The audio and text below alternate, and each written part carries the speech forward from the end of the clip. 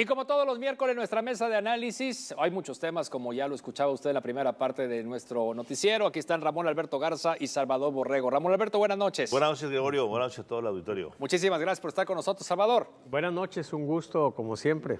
Vamos directamente con tema, pues comenzamos con el tema obligado, ¿no? Que es tema local, aquí en el estado de Nuevo León. Hoy, pues que ha sido un día de mucho movimiento informativo, me refiero, y lógicamente de reacciones, a partir de que se da el anuncio, ¿no? La renuncia, pues, de Gustavo Adolfo Guerrero como fiscal general de justicia en el estado de Nuevo León. Hay quien dice ya se esperaba, a lo mejor no era para hoy, que iba a suceder después del informe, que si fue por el caso Devani, que si los encontronazos que hubo con el gobierno estatal, que si ya negoció Samuel García con el PRI, con el PAN para que llegue Adrián de la Garza, en fin. Lo que queremos son resultados. Digo, al final del día el que llegue, sea quien sea Gustavo, sea cualquiera, Adrián o Pedro, el que se queda ahorita, pues que la ciudadanía pueda tener pues más seguridad, ¿no? Con la labor que le corresponde a la Fiscalía, porque pues hay otras instancias. Entonces, a ver, ¿en dónde estamos parados, Ramón? A ver, Gregorio, aquí hay que entender la frase clave. El señor gobernador quiere un fiscal más colaborativo. La pregunta aquí es, ¿qué es para Samuel García colaborativo? ¿Obsequioso? ¿Que trabaje para él como, no como fiscal, sino como procurador? Eso fue lo que detonó todo el desencuentro entre el gobernador y el fiscal independiente. Autónomo. Recordemos que este asunto con Gustavo Adolfo no viene nada más de este gobernador. Gustavo Adolfo empezó con el Bronco en 2018, en marzo. Y acuérdense que fue a contracorriente porque no le querían soltar presupuesto para su dependencia. Dicho eso, cuando entra aquí cuando entra el nuevo gobierno, pues el gobierno quería tener un procurador más a modo. Y se dio en evidencia, obviamente, en el caso de Devani, pero también en un caso por ahí que está pendiente del DIF. Entonces no se cerraron cosas, no se entendieron. Ya había un acuerdo, ojo, ya había un acuerdo para que hace unos días entrara Adrián de la Garza antes de la Constitución, parte del acuerdo para que todos los panistas y priistas aprobaran la Constitución de Samuel. Era Adrián. Era Adrián. Pero, ojo, que se sepa, Luis Donaldo Colosio, alcalde de Monterrey y emesista, le mandó mensaje a Samuel para decirle, conmigo no pasa, yo voy a protestarlo. ¿Por qué? Porque era su antecesor, porque trae una serie de expedientes con él. Entonces, por lo pronto, la salida intermedia que se logró fue tomarle la palabra a Gustavo Adolfo en el asunto de su jubilación. Hizo una excelente labor en el tiempo que estuvo. Faltó el asunto de Devani, que se cerrara el caso, ya veremos cómo se va a cerrar. Claro, que lo trajo la Fiscalía General de la República. Por algo se lo llevaron para allá. ¿Qué había ahí? ¿Qué había de forcejeos entre el gobernador y Samuel? Siempre los hubo. Recordemos que el momento en que Gustavo Adolfo le puso la línea al gobernador fue cuando el gobernador le ordenó, junto con el padre de Devani a un lado, hacer ciertas cosas donde el fiscal tuvo que recordar al gobernador que era independiente. Y a partir de ahí se agrió la relación. Entonces, hay momento para hacer la jubilación, ¿verdad? Sí. Y entra Pedro Arce, que es un agente, al fin de cuentas, del mismo equipo, del mismo círculo de personajes que apoyaban siempre a Gustavo Adolfo. Viene del gobierno de Rodrigo Medina. Sí, que también es muy cercano a Adrián. Es muy cercano a Adrián. Carlos Treviño. Y lo que es un hecho, y lo vamos a ver dentro de, no sé si 2 a 5 meses, es que Adrián tendrá que inevitablemente entrar.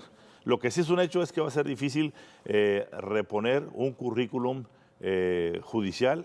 Claro, son 40 años. O sea, como el de Gustavo. Como el de Gustavo, sin lugar a dudas. Sin ninguna duda. ¿Verdad? A ver, doctor, primera impresión de esta renuncia. Bueno, pues evidentemente hubo fricciones, pues eso no lo podemos soslayar.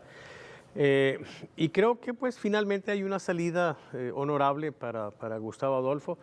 Los resultados, pues es cierto, se ven las cifras, la semana pasada comentábamos, luego salieron las de este mes y efectivamente se ve como hay una reducción, pero si hacemos un contraste entre lo que está pasando en Nuevo León con lo que está pasando en el país, podemos tener un juicio más adecuado y más positivo de lo que está pasando en Nuevo León. Ojalá por lo menos que las cosas no empeoren. Por supuesto siempre queremos mejorar, pero viendo el escenario, el contexto nacional, pues sí es preocupante. Lo que acaba de pasar en Guerrero, la noticia que se acaba de dar es terrible. O sea, ¿cómo es posible eso? También en Cuernavaca, sí. Ese tipo de situaciones dan una condición más adecuada para justipreciar lo que se ha estado haciendo en Nuevo León. Y bueno, yo creo que hay que felicitarlo en su salida. es desearle que le vaya muy bien y también, pues, por supuesto, que las cosas que siguen en ese tema pues sean también para bien. Yo la única alarma que pondría en esto es poner una luz amarilla, todavía no roja, pero sí amarilla, en ver que el nuevo fiscal, que pues, es muy prometedor, no vaya a terminar siendo un empleado del gobernador. Pero bueno, si llega a ser Adrián de la Garza, ¿tú crees que eso pueda pasar? Ah, no, pero por supuesto que no, pero el actual, el que va a entrar, Pedro Arce, es un buen joven es un profesional. Fiscal profesional, que ya era vicefiscal jurídico ahorita con Gustavo Adolfo. Vamos a esperar que este paso transitorio, porque es interino, ¿verdad?, funcione bien y que no se preste para que sea, repito, un empleado del gobernador, porque entonces sí vamos a demeritar lo poco o mucho que se ha hecho en la Fiscalía. Es que realmente más que verlo como un trofeo, yo lo vería, pues sí, con una gran incógnita si esto va a ayudar o no a mejorar las condiciones de seguridad en el Estado. O sea, si hablamos de una estrategia, está pues el gobierno estatal con la Secretaría de Seguridad, que ya se hizo una modificación importante en el nombramiento del secretario, con la estrategia que están siguiendo ahorita y lo que hemos visto en las acciones de Fuerza Civil. Oye, pues la Fiscalía, ¿con qué programa van a contribuir? O sea, si hablamos de colaborativo, en el buen sentido, pues hay que entender que vaya a haber buenos resultados. Claro. Sí, pero que cuidado, no se confunda esa parte. Que no se confunda. Y vamos a ver los resultados, como dice el doctor, con las estadísticas. Siempre las estadísticas son las que no mienten. Claro. Podemos decir que estamos bien, que estamos mal. Al final del día, cuando llegue el papelito del mes y diga cuántos muertitos tenemos, cuántos casos hemos resuelto. Digo, a mí en lo particular me es muy lamentable que tengamos este caso de Devani todas estas alturas abierto sin poder cerrar. A ver, ¿qué se está escondiendo? ¿Qué no se quiere decir? Claro. ¿Por qué se tuvo que traer a la federación? ¿Quién lo pidió y para qué? ¿A quién están protegiendo? Eso nos queda ahí. Y yo creo que Gustavo Adolfo se va con mucho de eso adentro de él, que quizá algún día lo vayamos a saber. Eso, esperemos que sí. Claro, que se va quizá con el malestar o con la espina, ¿no? Sí, con la espina clavada de ese y otros asuntos. Bien. Tema 2 del día de hoy, Tamaulipas.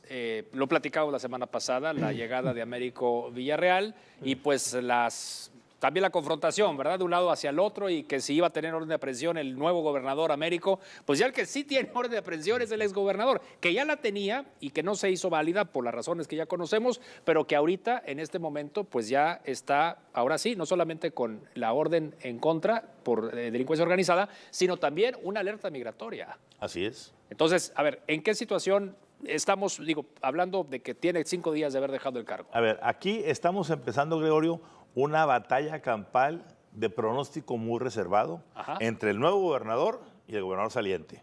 ¿Por qué? Porque se dieron con todo en las elecciones, hasta con la cubeta, las acusaciones mutuas de corrupción, dinero negro del narcotráfico, ayudas federales, manos negras, etcétera, y sobre todo, ojo, hay un elemento atrás de esto que la gente tiene que entender, un elemento que tiene que ver con cosas incluso personales, políticas, que es el hecho de que en su tiempo Santiago Nieto investigó fuertemente a Cabeza de Vaca y encontró que un gran aliado de Cabeza de Vaca era nada menos que el senador Gil Suart, panista. Roberto Gil Suart, que era un hombre que estaba de una u otra manera haciendo grandes negocios con su despacho jurídico y de asesoría con Cabeza de Vaca. Cientos de millones de pesos fincó Santiago Nieto desde la Fiscalía Anticorrupción Federal al caso Tamaulipas y al caso Cabeza de Vaca. Yo recuerdo haber publicado en Magenta un título que se llamaba Cabeza de Buey, no de vaca. Pero esto devino en qué? En una serie de empresas que se descubrieron llamadas Cava, Cava Inmobiliaria, Cava, Cabeza de Vaca, Cava Agrícola, Cava Energy, ese es muy importante. Un logotipo muy peculiar. Muy peculiar, y era una empresa acusada de huachicol, donde decían que también operaba ahí por ahí Carmona, que Carmona, digámoslo con todas las palabras, el asesinado aquí en San Pedro, empezó trabajando para el gobierno de Cabeza de Vaca, lo traicionaron, se confrontaron y terminó cambiándose hacia Morena. Y ya cuando estuvo en medio, nadie supo quién fue el que fue a eliminarlos, si los de Morena o los anteriores patrones. Entonces, aquí estamos en un intrínculis de Orio, de mucho dinero, de mucho giro negro e importantemente de narcotráfico y de cárteles. Ojo, eso es muy importante. Sobre todo ahorita que analicemos el caso de los famosos Guacamaya Leaks o AMLO Leaks, ya hoy salen documentos donde el ejército admite que el cártel Jalisco el cártel Sinaloa le pidió trabajar contra ciertos cárteles en ciertos lugares. Vamos a ver qué sale ahí de Tamaulipas. Bien, ¿será Francisco Javier García Cabeza de Vaca el tercer exgobernador de Tamaulipas en prisión, Salvador? Pues no podemos descartar esa posibilidad. La cercanía que tenemos pues con Tamaulipas, sí, la semana pasada se habló de Río Bravo, Tamaulipas, sí, ahí el pueblito pues del que yo provengo. ¿De dónde es el nuevo secretario de gobierno? Así es, sí, es vecino ahí mío, pues. Donde los hombres además se matan para que les compongan un corrido, ¿sí? Y la verdad es que seguido estoy revisando la información que me llega, verificando con otros contactos y mucha de la información que corre es falsa por un lado y por otro. Yo creo que aquí en México lamentablemente no tenemos honestos y corruptos. En general hay una condición de corrupción generalizada. Lo que tenemos es una situación de quién tiene el poder y quién no lo tiene, ¿sí? Y se ha, creo yo, actualizado la máxima juarista de que a los amigos justicia y gracia, a los enemigos justicia secas. Ahora por el que se somete, sí, justicia y gracia, sí. El que no se somete, justicia secas. Con eso tenemos. Las leyes en México son incumplibles, precisamente para que esa máxima juarista sea aplicable prácticamente de manera universal.